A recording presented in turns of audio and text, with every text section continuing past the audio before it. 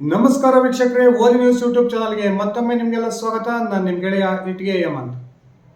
ಸದಾ ಒಂದಿಲ್ಲೊಂದು ವಿವಾದಾತ್ಮಕ ಹೇಳಿಕೆಯನ್ನು ಕೊಡುವ ಮೂಲಕ ಸದಾ ಸುದ್ದಿಯಲ್ಲಿರ್ತಕ್ಕಂಥ ಚನ್ನಗಿರಿಯ ಕಾಂಗ್ರೆಸ್ನ ಶಾಸಕ ಬಸವರಾಜ್ ಬಿ ಶಿವಗಂಗ ಅವರು ಮತ್ತೊಮ್ಮೆ ರಾಜೀನಾಮೆಯ ಮಾತನಾಡೋದ್ರ ಮೂಲಕ ಇದೀಗ ಮತ್ತೆ ಸುದ್ದಿಗೆ ಬಂದಿದ್ದಾರೆ.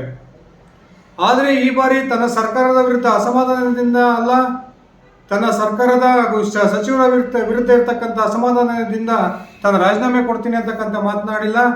ಆದರೆ ಇದೀಗ ಅದರ ಬದಲಾಗಿ ದಾವಣಗೆರೆ ಲೋಕಸಭಾ ಕ್ಷೇತ್ರದಲ್ಲಿ ಒಂದು ವೇಳೆ ಬಿಜೆಪಿ ಏನಾದರೂ ಈ ಬಾರಿ ಗೆದ್ರೆ ನಾನು ತಕ್ಷಣ ನನ್ನ ಶಾಸಕ ಸ್ಥಾನಕ್ಕೆ ರಾಜೀನಾಮೆಯನ್ನ ಕೊಡ್ತೀನಿ ಅಂತಕ್ಕಂಥ ಒಂದು ಸ್ಫೋಟಕ ಹೇಳಿಕೆಯನ್ನ ಹೇಳೋದ್ರ ಮೂಲಕ ಇದೀಗ ಮತ್ತೊಮ್ಮೆ ಸುದ್ದಿಗೆ ಬಂದಿದ್ದಾರೆ.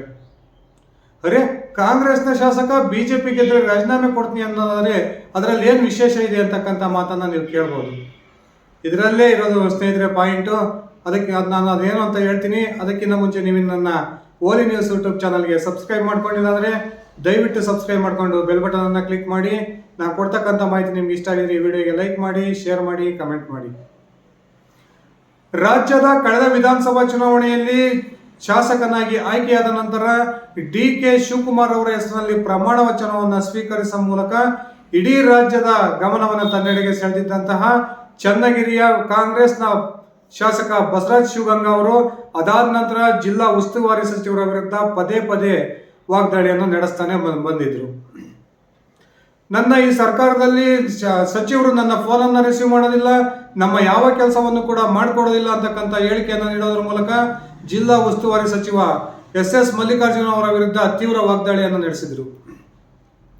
ಅದಾದ ನಂತರ ಮೊನ್ನೆ ತಾನೇ KDP ಸಭೆ ದಾವಣಗೆರೆಯಲ್ಲಿ ನಡೆದಂತಹ ಸಂದರ್ಭದಲ್ಲಿ ಕೂಡ ಮತ್ತೊಮ್ಮೆ ಈ ಸರ್ಕಾರದಲ್ಲಿ ಯಾವ ಅಧಿಕಾರಿಗಳು ಕೂಡ ನನ್ನ ಮಾತನ್ನ ಕೇಳ್ತಾ ಇಲ್ಲ, ನಾನೊಬ್ಬ ಶಾಸಕ ಅಂತಕ್ಕಂಥ ಒಂದು ಗೌರವ ಯಾವ ಒಬ್ಬ ಅಧಿಕಾರಿಗಳು ಇಲ್ಲ, ಜಿಲ್ಲೆಯ DC ಹಾಗೂ SP ಅವರು ನನ್ನ ಫೋನನ್ನೇ ತೆಗೆಯೋದಿಲ್ಲ, ನನ್ನ ಒಂದು ಶಾಸಕ ಸ್ಥಾನಕ್ಕೂ ಕೂಡ ಅವರ ಗೌರವವನ್ನು ಕೊಡ್ತಾ ಇಲ್ಲ.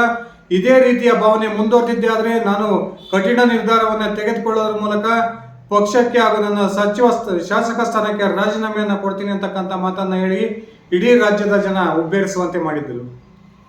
ಇದೀಗ ಮತ್ತೊಮ್ಮೆ ಅದೇ ಶಿವಗಂಗ ಬಸವರಾಜ್ ಅವರು ರಾಜೀನಾಮೆಯ ಮಾತನಾಡಿದ್ದಾರೆ.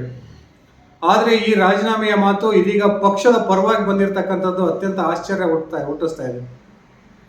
ಇದರಲ್ಲೇನು ವಿಶೇಷ, ಬಿಜೆಪಿ ಅವರಿಗೆ ಶಿವಗಂಗ ಬಸವರಾಜ್ ಅವರು ಚಾಲೆಂಜ್ ಮಾಡಿದ್ದಾರೆ ಅಂತ ನೀವು ಅಂದ್ಕೋಬಹುದು ಸ್ನೇಹಿತರೆ.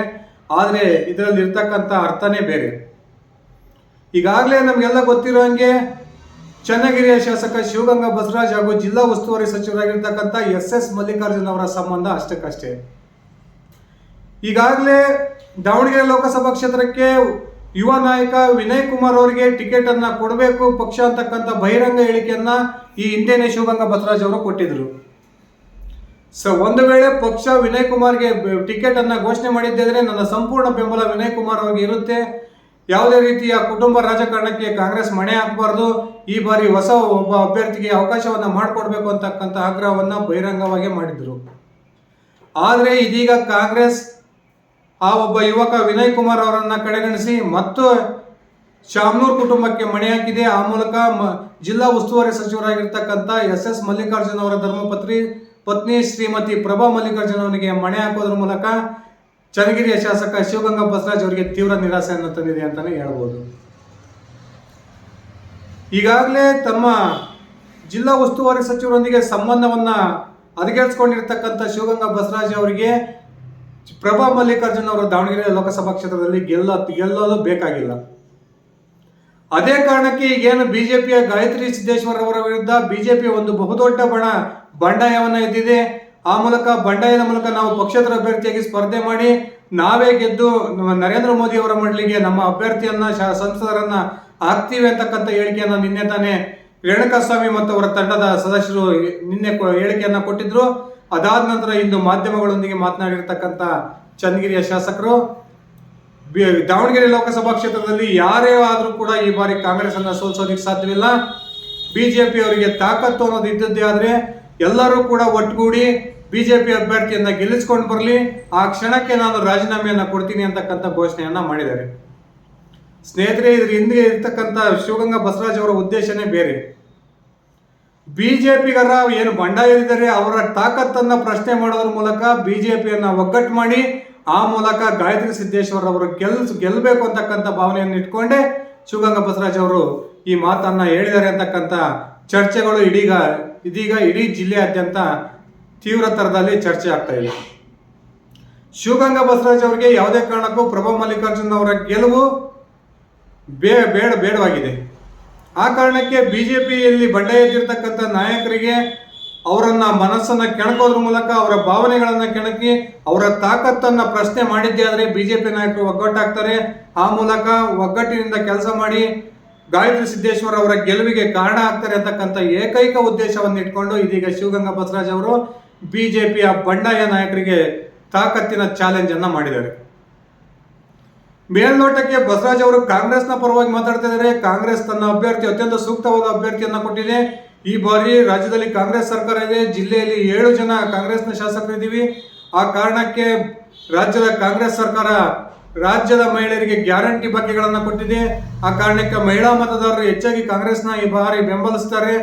ಆ ಕಾರಣಕ್ಕೆ ನಾವು ಈ ಬಾರಿ ದಾವಣಗೆರೆ ಲೋಕಸಭಾ ಕ್ಷೇತ್ರದಲ್ಲಿ ಗೆಲ್ತೀವಿ ಅಂತಕ್ಕಂಥ ಮಾತನ್ನ ಹೇಳಿದ್ರು ಕೂಡ ಶಿವಗಂಗಾ ಬಸವರಾಜ್ ಅವರ ಒಳ ಉದ್ದೇಶ ಬೇರೆನೇ ಆಗಿದೆ. ಪ್ರಭಾ ಮಲ್ಲಿಕಾರ್ಜುನ್ ಅವ್ರನ್ನ ಹೇಗಾದ್ರೂ ಮಾಡಿ ಕಟ್ಟಾಕ್ಬೇಕು, ಅದರಿಂದ ಅದು ಸಾಧ್ಯವಾಗಬೇಕು ಅಂದ್ರೆ ಬಿಜೆಪಿಯಲ್ಲಿ ಇರ್ತಕ್ಕಂಥ ಬಣ ರಾಜಕಾರಣ ದೂರ ಆಗಬೇಕು ಅನ್ನೋಕ್ಕಂಥ ಏಕೈಕ ಉದ್ದೇಶವನ್ನು ಇಟ್ಕೊಂಡು ಇದೀಗ ಬಿಜೆಪಿಯ ಬಂಡಾಯ ನಾಯಕರ ವಿರುದ್ಧ ಅವರ ತಾಕತ್ತಿನ ಒಂದು ಚಾಲೆಂಜ್ ಅನ್ನ ಶಿವಗಂಗಾ ಬಸವರಾಜ್ ಅವರು ಮಾಡಿದ್ದಾರೆ ಅಂತಕ್ಕಂಥ ಒಂದು ಮಾತುಗಳು ಜಿಲ್ಲೆಯಾದ್ಯಂತ ಕೇಳಿ ಬರ್ತಾ ಇದ್ದಾವೆ. ಈ ಹಿಂದೆನೆ ಸುಮಾರು 2-3 ತಿಂಗಳ ಹಿಂದೆನೆ ಶಿವಗಂಗಾ ಬಸವರಾಜ್ ಅವರು ಒಂದು ಓಪನ್ ಆಗಿ ಸ್ಟೇಟ್ಮೆಂಟ್ ಅನ್ನ ಕೊಟ್ಟಿದ್ರು. ಈ ಬಾರಿ ದಾವಣಗೆರೆ ಲೋಕಸಭಾ ಕ್ಷೇತ್ರಕ್ಕೆ ಬಿಜಿ ವಿನಯ್ ಕುಮಾರ್ ಅವರಿಗೆ ಪಕ್ಷ ಟಿಕೆಟ್ ಅನ್ನ ಕೊಡಬೇಕು. ಆ ಮೂಲಕ ನನ್ನ ಸಂಪೂರ್ಣ ಬೆಂಬಲ ವಿನಯ್ ಕುಮಾರ್ ಅವರಿಗಿದೆ, ಅವರನ್ನ ಗೆಲ್ಸ್ಕೊಂಡು ಬರ್ತಕ್ಕಂಥ ಜವಾಬ್ದಾರಿ ನನ್ನ ಮೇಲೆ ಇದೆ ಅಂತಕ್ಕಂಥ ಮಾತನ್ನ ಹೇಳಿದ್ರು. ಆದರೆ ಶಾಸಕರ ಹಾಗೂ ಮತದಾರರ ಕಾಂಗ್ರೆಸ್ ಕಾರ್ಯಕರ್ತರ ಅಭಿಪ್ರಾಯವನ್ನ ಕಡೆಗಣಿಸಿರ್ತಕ್ಕಂಥ ಕಾಂಗ್ರೆಸ್ ಇದೀಗ ಮತ್ತೊಮ್ಮೆ ಶಾಮನೂರ್ ಕುಟುಂಬಕ್ಕೆ ಮಣೆಯನ್ನ ಹಾಕಿದೆ. ಆ ಮೂಲಕ ಕಾಂಗ್ರೆಸ್ ಕಾರ್ಯಕರ್ತರು ಹಾಗೂ ಮತದಾರರು ಹಾಗೂ ಕೆಲವಾರು ಶಾಸಕರ ತೀವ್ರ ಅಸಮಾಧಾನಕ್ಕೆ ಕಾರಣ ಆಗಿದೆ ಅಂತಕ್ಕಂಥ ಮಾಹಿತಿಗಳು ಬರ್ತಾ ಇದ್ದಾವೆ. ಈ ಕಾರಣಕ್ಕೆ ಬಿಜೆಪಿಯವರು ನಾವು ಬಂಡಾಯವಾಗಿ ಪಕ್ಷೇತರ ಅಭ್ಯರ್ಥಿಯಾಗಿ ಚುನಾವಣೆ ಕಣಕ್ಕಿಳಿತೀವಿ ಅಂತಕ್ಕಂಥ ಘೋಷಣೆಯನ್ನ ನಿನ್ನೆ ತಾನೇ ರೇಣುಕಾಸ್ವಾಮಿ ಮತ್ತು ಅವರ ತಂಡದ ಸದಸ್ಯರು ಅನೌನ್ಸ್ ಅನ್ನ ಮಾಡಿದ್ರು. ಅದಾದ ನಂತರ ರೊಚ್ಚಿಗೆದ್ದಿರ್ತಕ್ಕಂಥ ಶಿವಗಂಗಾ ಬಸವರಾಜ್ ಅವರು ಇವತ್ತು ಮಾಧ್ಯಮಗಳ ಮುಂದೆ ಈ ರೀತಿಯ ಒಂದು ಹೇಳಿಕೆಯನ್ನ ಕೊಡೋದ್ರ ಮೂಲಕ ಬಿಜೆಪಿಯ ಬಂಡಾಯಗಾರರನ್ನು ಕೆಣಕ್ತಕ್ಕಂಥ ಪ್ರಯತ್ನಕ್ಕೆ ಕೈ ಹಾಕಿದ್ದಾರೆ. ಇಂಡೈರೆಕ್ಟ್ ಆಗಿ ಶಿವಗಂಗಾ ಬಸವರಾಜ್ ಅವರ ಮಾತಿನ ಉದ್ದೇಶ ಒಂದೇ ಒಂದು, ಬಿಜೆಪಿ ಒಗ್ಗಟ್ಟಾಗಬೇಕು. ಬಿಜೆಪಿ ಏನು ಈ ರಾಜ್ಯ ದಾವಣಗೆರೆ ಲೋಕಸಭಾ ಕ್ಷೇತ್ರದಲ್ಲಿ ಒಡೆದ ಮನೆ ಅಂತಾಗಿದೆ. ಆ ಒಂದು ಒಡೆದ ಮನೆಯ ಲಾಭವನ್ನ ಕಾಂಗ್ರೆಸ್ ಈ ಬಾರಿ ಪಡೆದುಕೊಳ್ಳುತ್ತೆ.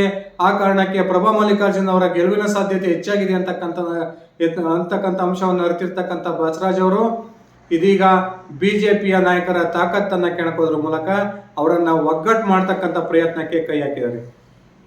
ರಾಜಕಾರಣದಲ್ಲಿ ಒಬ್ಬೊಬ್ಬ ನಾಯಕ ಮಾತಾಡ್ತಕ್ಕಂಥ ಮಾತಿಗೆ ಎರಡೆರಡು ಅರ್ಥಗಳಿರ್ತವೆ ಸ್ನೇಹಿತರೆ.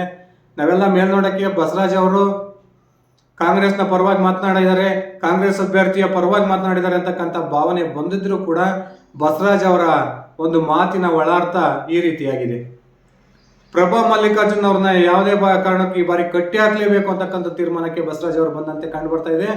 ಆ ಕಾರಣಕ್ಕೆ ಬಿಜೆಪಿಯ ಭಿನ್ನಮತವನ್ನು ದೂರ ಮಾಡಿಸಿ ಬಿಜೆಪಿಯ ನಾಯಕರನ್ನ ಒಗ್ಗಟ್ಟು ಮಾಡಿಸ್ತಕ್ಕಂಥ ಪ್ರಯತ್ನಕ್ಕೆ ಇದೀಗ ಬಸವರಾಜ್ ಅವರು ಕೈ ಹಾಕಿದ್ದಾರೆ ಅಂತಕ್ಕಂಥ ಮಾಹಿತಿಗಳು ಬರ್ತಾ ಇದ್ದಾವೆ. ಶಿವಗಂಗಾ ಬಸವರಾಜ್ ಅವರು ಬಿಜೆಪಿಯ ನಾಯಕರನ್ನ ಕೆಣಕ್ತಕ್ಕಂಥ ಪ್ರಯತ್ನಕ್ಕೆ ಕೈ ಹಾಕಿದ್ದಾರೆ. ಆ ಮೂಲಕ ಬಿಜೆಪಿಯಲ್ಲಿ ಇರ್ತಕ್ಕಂಥ ಭಿನ್ನಮತ ದೂರ ಆಗಬೇಕು, ಬಿಜೆಪಿಯ ಜಿಲ್ಲೆಯಲ್ಲಿ ಇರ್ತಕ್ಕಂಥ 2 ಬಣಗಳು ಒಂದಾಗಬೇಕು, ಒಂದಾದ ನಂತರ ಸುಲಭವಾಗಿ ಬಿಜೆಪಿ ದಾವಣಗೆರೆ ಲೋಕಸಭಾ ಕ್ಷೇತ್ರದಲ್ಲಿ ಗೆಲ್ಲುತ್ತೆ ಅಂತಕ್ಕಂಥ ಒಂದು ಭಾವನೆಯನ್ನು ಇಟ್ಕೊಂಡೇ ಬಸವರಾಜ್ ಅವರು ಈ ಮಾತನ್ನಾಡಿದ್ದಾರೆ ಅಂತಕ್ಕಂಥ ಮಾತುಗಳು ಇದೀಗ ಇಡೀ ರಾಜಕೀಯ ವಲಯದಲ್ಲಿ ಚರ್ಚೆ ಆಗ್ತಾ ಇದ್ದಾವೆ. ಕಾದ್ ನೋಡೋಣ ಸ್ನೇಹಿತರೆ, ಬಸವರಾಜ್ ಶಿವಗಂಗಾ ಅವರ ಈ ಉದ್ದೇಶ ಈಡೇರುತ್ತಾ ಅಥವಾ ಅತ್ಯಂತ ಸುಲಭವಾಗಿ ಪ್ರಭಾ ಮಲ್ಲಿಕಾರ್ಜುನ್ ಅವರು ದಾವಣಗೆರೆ ಲೋಕಸಭಾ ಕ್ಷೇತ್ರದಲ್ಲಿ ಈ ಬಾರಿ ಗೆಲ್ತಾರ ಅಥವಾ ಬಿಜೆಪಿ ಮತ್ತೊಮ್ಮೆ ಒಗ್ಗಟ್ಟನ್ನು ಪ್ರದರ್ಶನ ಮಾಡಿಕೊಳ್ಳೋದ್ರ ಮೂಲಕ ಕಳೆದ 6 ಲೋಕಸಭಾ ಚುನಾವಣೆಯಲ್ಲಿ ಏನು ದಾವಣಗೆರೆ ಲೋಕಸಭಾ ಕ್ಷೇತ್ರವನ್ನ ಗೆದ್ಕೊಳ್ತಾ ಬರ್ತಾ ಇದೆ, ಈ ಬಾರಿಯೂ ಕೂಡ ಆ ಫಲಿತಾಂಶ ಪುನರಾವರ್ತನೆ ಆಗುತ್ತಾ? ನಿಮ್ಮ ವೈಯಕ್ತಿಕ ಅಭಿಪ್ರಾಯ ಏನಿದೆ ದಯವಿಟ್ಟು ಕಮೆಂಟ್ ಮಾಡಿ ತಿಳಿಸಿ ಸ್ನೇಹಿತರೆ. ಇದಿಷ್ಟಾಗಿತ್ತು ನನ್ನ ಇವತ್ತಿನ ವಿಡಿಯೋ. ನಾನು ಕೊಟ್ಟಿರ್ತಕ್ಕಂಥ ಮಾಹಿತಿ ನಿಮ್ಗೆ ಇಷ್ಟ ಆಗಿದ್ರೆ ಈ ವಿಡಿಯೋಗೆ ಲೈಕ್ ಮಾಡಿ, ಶೇರ್ ಮಾಡಿ, ಕಮೆಂಟ್ ಮಾಡಿ. ನೀವೇನು ನನ್ನ ಓಲಿ ನ್ಯೂಸ್ ಯೂಟ್ಯೂಬ್ ಚಾನಲ್ಗೆ ಸಬ್ಸ್ಕ್ರೈಬ್ ಮಾಡ್ಕೊಂಡಿಲ್ಲ ಅಂದರೆ ದಯವಿಟ್ಟು ಸಬ್ಸ್ಕ್ರೈಬ್ ಮಾಡಿಕೊಂಡು ಬೆಲ್ ಬಟನ್ ಅನ್ನು ಕ್ಲಿಕ್ ಮಾಡಿ. ಧನ್ಯವಾದಗಳು ಸ್ನೇಹಿತರೆ, ಶುಭ ದಿನ.